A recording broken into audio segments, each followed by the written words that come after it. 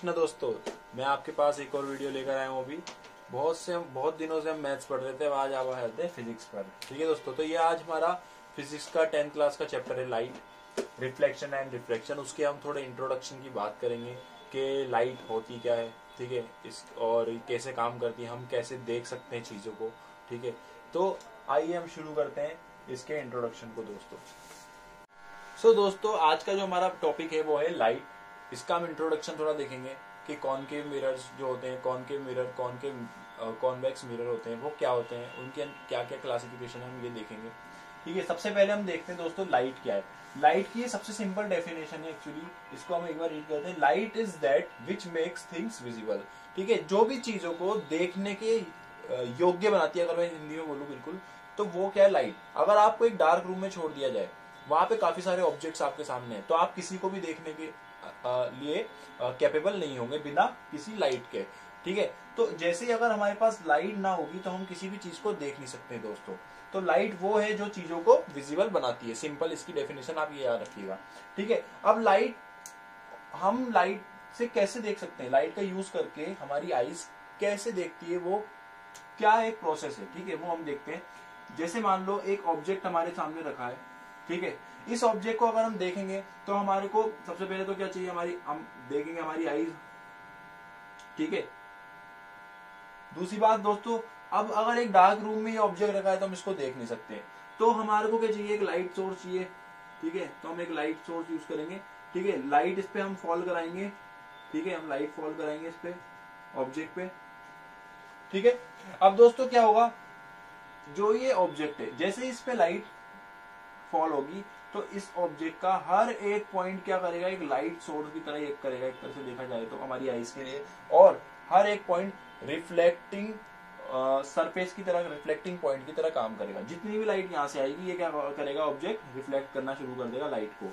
ये जितनी भी लाइट होगी ये हमारी आईज में पड़ेगी। ठीक है, ये लाइट हमारी आंखों में पड़ेगी और हम इसको, ऑब्जेक्ट को देखने के लिए क्या होंगे, कैपेबल हो जाएंगे। ठीक है, तो ये लाइट जो है इस ऑब्जेक्ट के ऊपर फॉल हुई और ये ऑब्जेक्ट क्या हुआ, एक रिफ्लेक्टिंग सरफेस की तरह काम करने लगा, रिफ्लेक्टिव पॉइंट सोर्स की तरह काम करने लगे इसके सारे पॉइंट्स, और सारी लाइट को इसने रिफ्लेक्ट किया कहां पर, हमारी आईज में। इसीलिए हम क्या कर पाते हैं, किसी भी ऑब्जेक्ट को देख पाते हैं। लाइट क्या, ठीक है, तो ये लाइट जो है हमारे को चीजों को देखने के लिए काम में आती है, और लाइट की वजह से ही हम किसी भी ऑब्जेक्ट को देख सकते हैं। Without light we can't see anything. ठीक है दोस्तों, तो अब जो हम इसमें पढ़ने वाले हैं आगे, वो हम देखते हैं कि रिफ्लेक्शन क्या होता है, रिफ्रैक्शन क्या होता है। इस चैप्टर के अंदर मेनली यही टॉपिक है जो हम पढ़ेंगे। ठीक है दोस्तों, तो हम आगे चलते हैं अभी हमारे नेक्स्ट टॉपिक पर। दोस्तों, हमारा जो इस चैप्टर के अंदर इसका नाम है लाइट का, वो है क्या, लाइट, रिफ्लेक्शन एंड रिफ्रैक्शन हमारे पास है। तो रिफ्लेक्शन रिफ्रैक्शन एक्चुअली में होता क्या है, हम देखते हैं दोस्तों। अब देखो, रिफ्लेक्शन रिफ्रैक्शन हो रहा है तो उसके लिए कोई ऑब्जेक्ट चाहिए ना हमारे को, जो रिफ्लेक्शन और रिफ्रैक्शन करेगा, ये फिनोमेना है। ठीक है, तो उसके लिए हमारे पास मान लो एक मिरर है। अगर हम देखें, सिंपली प्लेन मिरर को कंसीडर करते हैं, जो कि आपने पहले भी पढ़ा होगा। ये हमारा प्लेन मिरर है और ये हम यहाँ पर रिफ्लेक्शन में जो होता है ना, मिरर ना होके वो ग्लास होता है। ठीक है ना, ये ग्लास है। ठीक है, तो रिफ्लेक्शन क्या फिनोमेना है दोस्तों, अगर कोई लाइट आएगी किसी एक पर्टिकुलर एंगल पे, ठीक है, तो वो क्या कर जाएगी, वापस एक पर्टिकुलर पाथ पे रिफ्लेक्ट हो जाएगी। ठीक है, रिफ्लेक्ट हो जाएगी हमारे पास, इस पॉइंट से रिफ्लेक्ट हो गई। ठीक है, तो ये हमारा कोई एंगल बनता है, एंगल ऑफ इंसिडेंस इसको बोलते हैं, और इसको बोलते हैं एंगल ऑफ रिफ्लेक्शन।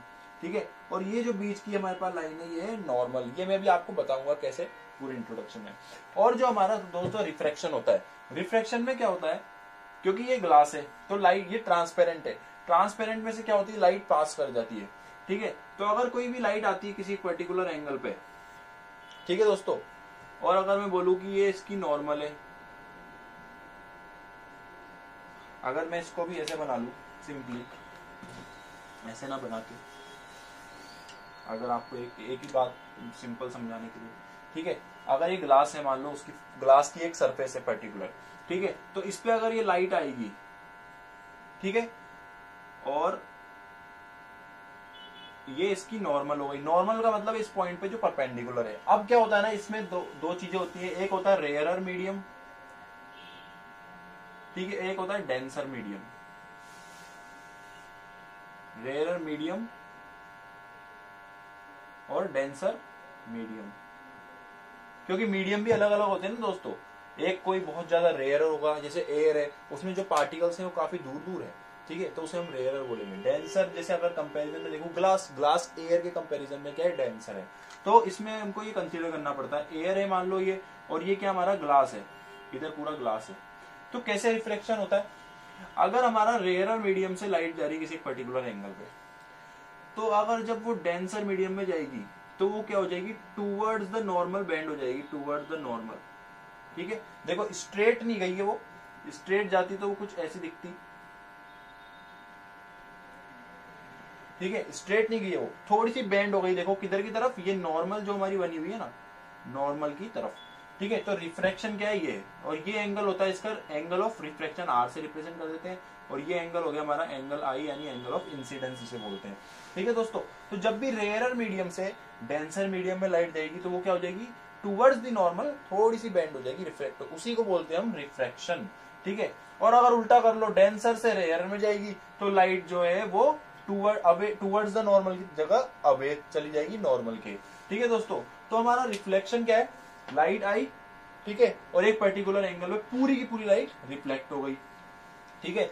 और रिफ्लेक्शन में क्या है, लाइट जो है वो अंदर दूसरे एक मीडियम से दूसरे मीडियम में चली गई और हल्की सी बैंड रिफ्लेक्ट हो गई, ठीक है। तो ये रिफ्लेक्शन और रिफ्रैक्शन है। अब हम देखते हैं कि स्फेरिकल मिरर में रिफ्लेक्शन कैसे होता है, ठीक है, वो हम देखेंगे। और हम थोड़ा क्लासिफिकेशन करते हैं, देखें कॉनकेव और कॉन्वेक्स मिरर का, ठीक है, और स्फेरिकल मिरर्स क्या होते हैं मैं आपको बताता हूँ दोस्तों। चलिए हम आगे चलते हैं।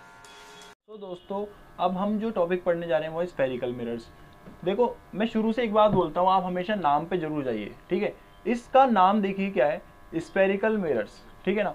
यहाँ पे मिरर्स से तो हमें पता चल रहा है कि मिरर्स क्या है, कि कोई भी एक रिफ्लेक्टिंग सरफेस है और उस पर हम लाइट डालेंगे तो वो रिफ्लेक्ट कर देगी ऑब्जेक्ट्स को। लेकिन यहाँ पे स्फेरिकल से क्या कहना चाह रहा है ये, ठीक है। तो दोस्तों स्फेरिकल क्या होता है, एक शेप को ये क्या कर रहा है, इंकित कर रहा है हमारे को कि स्फेरिकल शेप का एक मिरर, ठीक है। तो अब देखो स्फेरिकल मिरर्स एक्चुअली होते क्या है, हम देखते हैं यहाँ पर। स्फेरिकल मिरर दोस्तों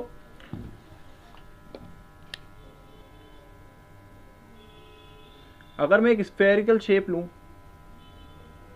ठीक है, और उसका एक पार्ट को कट कर लूं, ठीक है, अगर मैंने ये पार्ट मान लो कट कर लिया, ठीक है, इस पार्ट को मैं क्या कर लेता हूं, बाहर निकाल लेता हूं। ये स्फेयर का पार्ट मैंने कट किया था, बाहर ले लिया। अब देखो इसमें एक सरफेस रिफ्लेक्टिंग सरफेस बन जाएगी और एक सरफेस क्या हो जाएगी, पॉलिश। तो आप इसकी अगर इनर सरफेस को क्या कर देते हो, पॉलिश कर देते हो, ठीक है। तो बाहर वाली सरफेस क्या बन जाएगी हमारे पास, रिफ्लेक्टिंग बन जाएगी, ठीक है, ये सरफेस रिफ्लेक्टिंग हो जाएगी। और अगर आप इसी मिरर की अगर आउटर सरफेस को क्या कर देते हो, पॉलिश कर देते हो,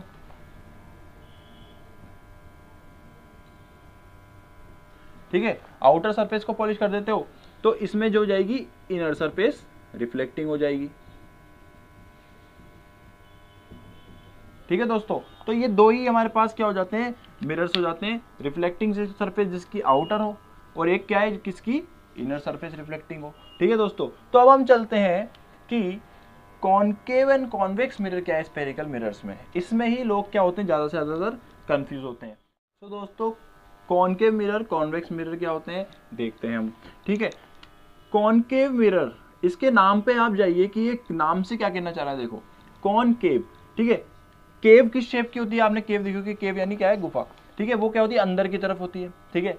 तो उसी तरह से आप इसको समझना कि जहां जिस मिरर में केव बन रही है, तो देखो किस मिरर में केव बन रही है, इस मिरर के अंदर देखो ऐसे केव बन रही है, तो इसके अंदर क्या होगा, केव से समझ लेना कि वो अंदर की जो सरफेस है वो क्या होगी, रिफ्लेक्टिंग सरफेस होगी, और जो बाहर की सरफेस होगी वो क्या हो जाएगी, पॉलिश्ड सरफेस, ठीक है। अब आप एक बात देखिए, अगर आपको एक समझ में आ जाएगा तो दूसरा तो आपको समझ में आ जाएगा, क्योंकि इससे पहले मैंने आपको बताया था कि या तो अंदर की सरफेस पॉलिश होगी या बाहर की। अब अंदर की सरफेस अगर रिफ्लेक्टिंग है और बाहर की सरफेस पॉलिश है तो उसको क्या बोला गया, कॉनकेव मिरर। और अगर बाहर की सरफेस पॉलिश कर दी जाए, सॉरी बाहर की सरफेस को रिफ्लेक्टिंग बना दिया जाए और अंदर की सरफेस को पॉलिश कर दिया जाए तो वो क्या बन जाएगा हमारे पास, कॉन्वेक्स मिरर बन जाएगा। यानी इसकी अंदर की सरफेस हमारे पास क्या होगी दोस्तों, पॉलिश्ड, ठीक है।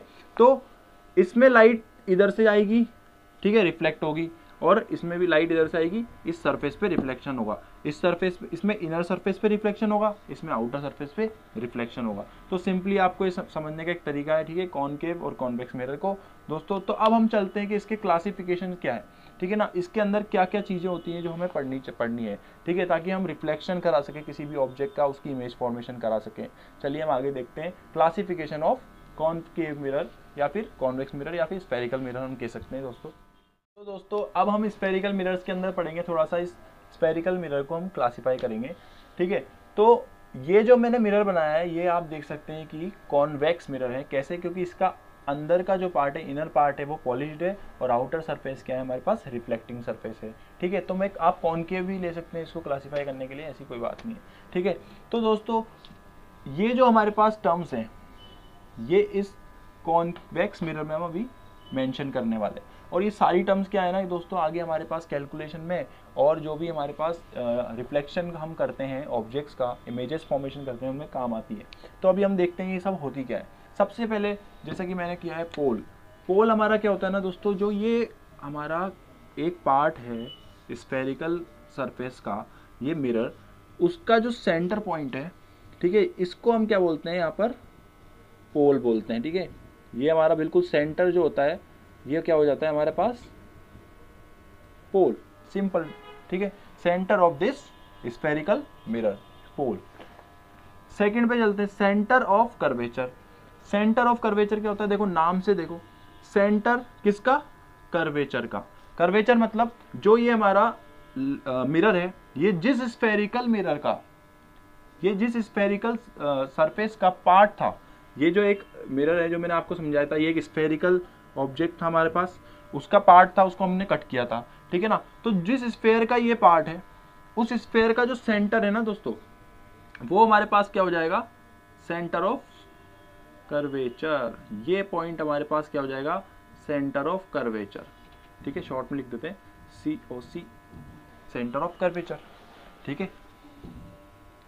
जिस स्फेरिकल सरफेस का ये पार्ट था उसका सेंटर, ठीक है दोस्तों। अब हम आगे चलते हैं, हमारा रेडियस ऑफ कर्वेचर क्या है, ठीक है। अब एक बार देखो, हमारे पास पोल आ गया, हमारे पास सेंटर ऑफ कर्वेचर आ गया, लेकिन इसके बीच की जो डिस्टेंस है वो क्या है, ठीक है ना। किसी भी सर्कल की अगर मैं देखूं, सेंटर से लेके उसकी सरफेस तक, एंड सरफेस तक जो डिस्टेंस होती है वो क्या होती है, रेडियस। तो इस कर्वेचर की जो रेडियस है उसको क्या बोलते हैं, रेडियस ऑफ कर्वेचर, ठीक है। तो ये हमारे पास क्या हो गई, रेडियस ऑफ कर्वेचर, जो कि पोल और सेंटर ऑफ कर्वेचर के बीच की डिस्टेंस है, ठीक है ना, रेडियस ऑफ कर्वेचर। शॉर्ट में लिख रहा हूँ आप, लेकिन मैं जब आप एग्जाम में लिखेंगे तो आप शॉर्ट में मत लिखना, पूरा ही लिखना, ठीक है। मैं आपको समझाने के लिए अभी सिर्फ शॉर्ट में लिख रहा हूँ, ठीक है। तो ये डिस्टेंस हमारी क्या हो गई, pole, distance between pole and centre of curvature is known as radius of curvature. ये इसकी सिंपल डेफिनेशन होगी। अब एक चीज देखो, अगली है हमारे पास प्रिंसिपल एक्सिस, ठीक है। तो ये प्रिंसिपल एक्सिस क्या है, principal axis is an imaginary line, एक इमेजिनरी लाइन है, देखो उसमें मैंने डॉटेड में बनाया है इसको जब भी, ठीक है। सो ये एक इमेजिनरी लाइन हमारे पास आ जाती है प्रिंसिपल एक्सिस, जो कि पास होती है पोल से और सेंटर ऑफ कर्वेचर से, ठीक है। ये हमारे पास इमेजिनरी लाइन है। ये एक्चुअली मिरर को दो पार्ट में डिवाइड भी करती है, देखो आप, इक्वल पार्ट में, है ना। तो ये बिल्कुल सेंटर से पास हो रही है, इसलिए इसको दो पार्ट में डिवाइड कर दिए। तो ये हो गई हमारी principal axis which divide which passes through the pole and the centre of curvature, ठीक है। तो ये हमारे पास प्रिंसिपल ऑफ एक्सिस हो गई, इसको हम लिख देते हैं प्रिंसिपल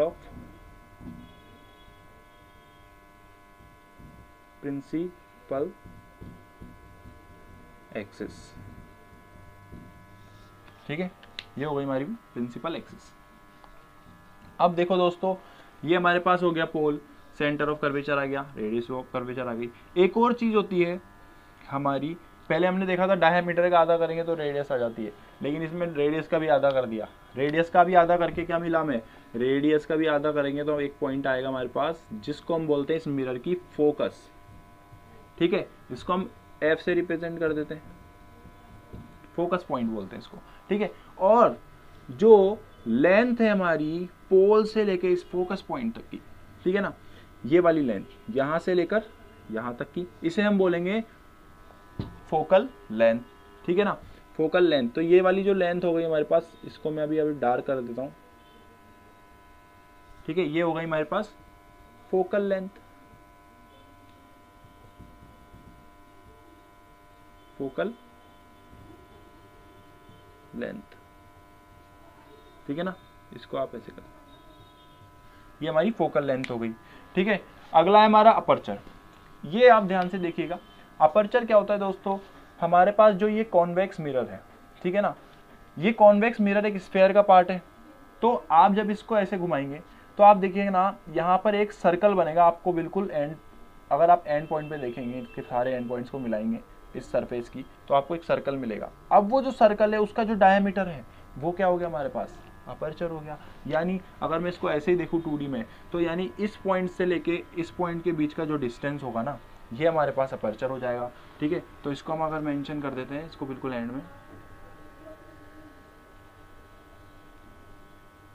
ये हमारा अपर्चर हो गया दोस्तों।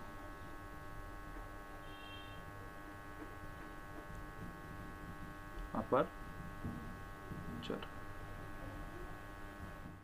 तो ठीक है दोस्तों, ये अभी हमने पढ़ा स्फेरिकल मिरर्स का, थोड़ा हमने क्लासिफिकेशन किया, ठीक है। एक बार हम फिर से रिवाइज कर लेते हैं, ठीक है। सबसे पहले पोल, पोल क्या होता है हमारा, जो कि सेंटर है हमारा इस स्फेरिकल मिरर का। दूसरा सेंटर ऑफ कर्वेचर, जो कि जिस स्फेयर का ये स्फेरिकल मिरर पार्ट है उसका सेंटर हो गया। तीसरा हमारा था रेडियस ऑफ कर्वेचर, रेडियस क्या है, पोल आ गया, सेंटर ऑफ कर्वेचर आ गया, उनके बीच की डिस्टेंस जो होगी वो होगी हमारी radius of curvature. Principal axis, principal axis एक इमेजिनरी लाइन है जो कि पोल को और सेंटर ऑफ कर्वेचर को ज्वाइन करती है और मिरर को बिल्कुल डिवाइड करती है सेंटर से, ठीक है। तीसरी चीज फोकल लेंथ हमारे पास आ गई, पांचवी फोकल लेंथ। फोकल लेंथ क्या होती है दोस्तों, रेडियस जो हमारे पास है, रेडियस ऑफ कर्वेचर, उसको दो पार्ट में डिवाइड कर दो, जो सेंटर पॉइंट आएगा वो फोकस है और जो डिस्टेंस है पोल से लेके फोकस पॉइंट तक वो है फोकल लेंथ, ठीक है। लास्ट हमारा है अपर्चर। अपर्चर क्या है, ये जो हमारा मिरर है, ठीक है, इसके जो एंड पॉइंट्स है उनके बीच का डिस्टेंस आप नॉर्मली कह सकते हो, या फिर आप इसको ऐसे कहो कि जो हमने मिरर है इसको ऐसे घुमाया तो जो एज से हमारा एक सर्कल फॉर्मेशन होगा उसका डायमीटर हमारे पास क्या हो गया, अपर्चर, ठीक है। ये हमने पढ़ा दोस्तों स्फेरिकल मिरर्स का क्लासिफिकेशन। उम्मीद करता हूँ आपको ये अच्छे से समझ में आया होगा। तो दोस्तों आज हमने क्या पढ़ा, आज हमने लाइट का थोड़ा इंट्रोडक्शन लिया, लाइट होती क्या है, और स्फेरिकल मिरर देखा और उसके क्लासिफिकेशन देखा। तो अगर आपको ये वीडियो पसंद आई हो तो प्लीज़ लाइक कीजिएगा, और बोलते हैं ना ज्ञान बांटने से बढ़ता है, तो प्लीज़ अपने दोस्तों के साथ शेयर करना मत भूलिएगा इस वीडियो को, ठीक है। और सब्सक्राइब कीजिएगा हमारे चैनल को, स्टडी पार्टनर को, और बेल आइकन दबाइएगा ताकि हमारी सबसे लेटेस्ट वीडियो सबसे पहले आप ही देख सकें। हरे कृष्णा।